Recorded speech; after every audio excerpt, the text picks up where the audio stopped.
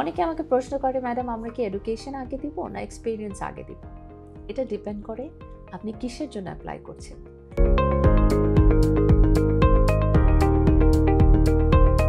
একটা সিভির প্রয়োজনীয়তাটা কি, কেন আমার সিভি লাগবে?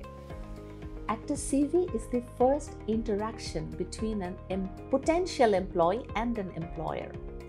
অর্থাৎ আমি যদি কাউকে আমার অর্গানাইজেশনে চাই, তার সাথে কিন্তু আমার প্রথম ইন্টারাকশনটা হবে তার সিভির মাধ্যমে, এবং সেইটা যদি অ্যাট্রাকটিভ হয় বা আমার দেখে মনে হয় এই ভদ্রলোক বা ভদ্রমহিলা আমার অর্গানাইজেশনে কাজ করতে পারবে বা কাজ করার পোটেনশিয়াল রাখে, আমি কিন্তু শুধুমাত্র তখনই তাকে সরাসরি দেখতে যাব, অর্থাৎ ইন্টারভিউর জন্য ডাক দিব। সুতরাং আমার সিভিটাতে এমন কিছু তথ্য থাকতে হবে যেটা একজনকে ইন্টারেস্টেড করবে আমাকে ইন্টারভিউতে ডাকার জন্য। এখন ইন্টারভিউতে ডাক পেতে হলে কি লাগবে? আমি কি যা যা করেছি সব কিছু আমার সিভিতে দিব? হতে পারে, দেওয়া প্রয়োজন হতে পারে, অথবা নাও প্রয়োজন হতে পারে। ডিপেন্ড করে আমি কিসের জন্য অ্যাপ্লাই করছি। আমি এখন অ্যাপ্লাই করছি একটা অ্যাডভার্টাইজিং এজেন্সিতে। আমি চাকরি চাই যেখানে মিডিয়া, এজেন্সি, রিসার্চ, আমি ক্যামেরা চালাতে পারি কিনা, আমি বুঝি কিনা, আমি এডিটিং বুঝি কিনা, পিকচার বুঝি কিনা। এখন আমি সারা সিভিতে লিখে গেলাম আমি এক্সেলে অনেক ভালো, আমি মডেলিং করতে পারি, আমি এক্সেলে ভ্যালুয়েশন কাজ করতে পারি, আমি এক্সেলের সমস্ত ফর্মুলা জানি। Is that necessary? Maybe yes, maybe no. এই জাজমেন্টটা কিন্তু যে সিভিটা তৈরি করবে তার উপরে কিছুটা থাকে। তবে এটা কিন্তু আমিও বুঝছি, আপনারাও বুঝতে পারছেন, তারা দেখছেন যে এক্সেলে আমি কতটুকু পারদর্শী, এটা কিন্তু আমি যে চাকরির জন্য অ্যাপ্লাই করেছি মেবি অ্যাপ্রোপ্রিয়েট না।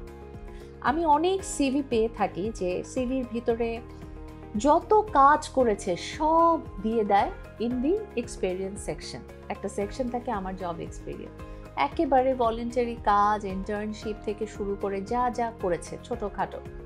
অনেক সময় আছে যে ঠিক আছে আমি কাজটা অত্যন্ত ইম্প্যাক্টফুল একটা কাজ করেছি, আমি এই কোভিডের সময় একটা ভলেন্টারিং কাজ করেছি, যে কাজটা আমি ফিলান্থ্রপিক এবং ইট have created a big impact in the society. অর্থাৎ আমি হয়তোবা অনেক বড় একটা ইম্প্যাক্ট ফেলতে পেরেছি। এটা আমি কিন্তু দিতে চাই। কেন দিতে চাই? ইট শোজ যে আমি আমার সোসাইটির জন্য কেয়ার করি। কিন্তু আমি 3 মাসের একটা প্রজেক্টে ইন্টার্নশিপ করেছিলাম একটা ব্যাংকে, আমি তারপরে 2 মাস এক জায়গায় ভলেন্টিয়ারিং কাজ করেছিলাম, আমি কোচিং সেন্টারে পড়িয়েছিলাম, সব কিছু কি আমার প্রয়োজন আছে? হয়তো না। কেন না? কারণ এই জিনিসটা যখন আমি লিখতে লিখতে কিন্তু আমার সিভিটা অনেক লম্বা হয়ে যাবে। সো একটা মানুষ যখন প্রথম পড়বে তার কিন্তু পুরোটা পড়ার ধৈর্য থাকবে না। সো আমাকে দিতে হবে এমন কিছু তথ্য এই সিভিতে যেগুলো শুধুমাত্র আমি যে চাকরির জন্য অ্যাপ্লাই করেছি সেখানে এটা নেসেসারি। দ্য ফার্স্ট কম্পোনেন্ট যেটা আমরা সিভিতে আসলে আজকাল এক্সপেক্ট করি এবং দিতে সাজেস্ট করি is a small professional summary. অর্থাৎ ফর এক্সাম্পল আমি যদি আমারটাই ধরি যে আমি আজ 12 বছরের বেশি কর্মরত আছি শিক্ষক হিসাবে এবং একাডেমিক হিসাবে। সো আমার এক্সপিরিয়েন্সের মধ্যে I have got a 12+ experience of teaching, research and consultancies. So এটার সাথে আমার এক্সপার্টিসটা কি, আমি কোন এরিয়াতে আসলে কাজ করি, মেবি 1 থেকে 2টা সেন্টেন্স। এর বেশি কিন্তু আবার ওই জায়গায় যদি দিয়ে দেয় তাহলে আর সামারি থাকলো না, পরের দিকে যাওয়ার আগ্রহ থাকবে। অনেকে আমাকে প্রশ্ন করে, ম্যাডাম আমরা কি এডুকেশন আগে দিব না এক্সপিরিয়েন্স আগে দিব? এটা ডিপেন্ড করে আপনি কিসের জন্য অ্যাপ্লাই করছেন। আপনি কি শিক্ষকতার জন্য অ্যাপ্লাই করছেন? তাহলে আপনার এডুকেশন, কোয়ালিফিকেশন এবং রেজাল্ট দুইটাই অত্যন্ত ইম্পর্টেন্ট। সো আপনি এডুকেশনটা প্রথমে দেন। আপনি কি কর্পোরেট জবের জন্য অ্যাপ্লাই করছেন? তাহলে আপনি এক্সপিরিয়েন্স আগে দেন।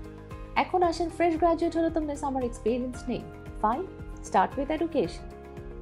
এডুকেশন যখন আপনি দিবেন, এডুকেশনে কিন্তু you should always start with the highest education, অর্থাৎ আমার মোস্ট রিসেন্ট এবং সবচেয়ে উচ্চ হাইয়েস্ট এডুকেশন কোয়ালিফিকেশন যেটা। সো আমি যদি গ্র্যাজুয়েশন পাস করা হয় আমার গ্র্যাজুয়েশন দিয়ে শুরু করবো, তারপরে এইচএসসি, তারপরে এসএসসি। আমি যদি পোস্ট গ্র্যাজুয়েট করে থাকি তাহলে post graduation, HSC, SSC. So education কোয়ালিফিকেশনে কি সব কিছু লিখতে হবে? না। আমি কবে পাস করেছি এটা আমার জানা দরকার। কি কারণ কি অনেক চাকরিতে বয়স সীমাটা একটা ক্রাইটেরিয়া থাকে সর্ট করার সিভি। সুতরাং this is a necessary information. কোথা থেকে পাস করেছি এটাও একটা নেসেসারি ইনফরমেশন। সিজিপিএ, অনেকে বলে যে সিজিপিএ যদি আমার খারাপ হয় তাহলে আমি দিব কেন? হতে পারে যদি এই ক্রাইটেরিয়ার মধ্যে বলে না দেয় যে তোমার 3.5-এর উপরে সিজিপিএ পেতে হবে অথবা 3-এর উপরে পেতে হবে, তাহলে কিন্তু না দিলেও চলে। তবে যদি বলে দেয় তাহলে দিতেই হবে। কিছুটা জাজমেন্ট আসলে লেখার উপরে, আমার নিয়ম কানুনগুলো জেনে নেওয়ার পরে এখানে আমি আমার ওপিনিয়নগুলো বলবো কিছুটা, যেটা আমি চাই যে আমি একটা সিভি পড়লে এগুলো তথ্য থাকুক। তারপর বাকিটা কিন্তু আমাদের বই এবং রেফারেন্স গাইড আছে, ইন্টারনেটে অজস্র সিভির রেফারেন্স গাইড আছে, যেগুলো একটু পড়লে, একটা চেকলিস্ট দেখলে নিজেরও একটা আইডিয়া হয় কিভাবে করা যায়।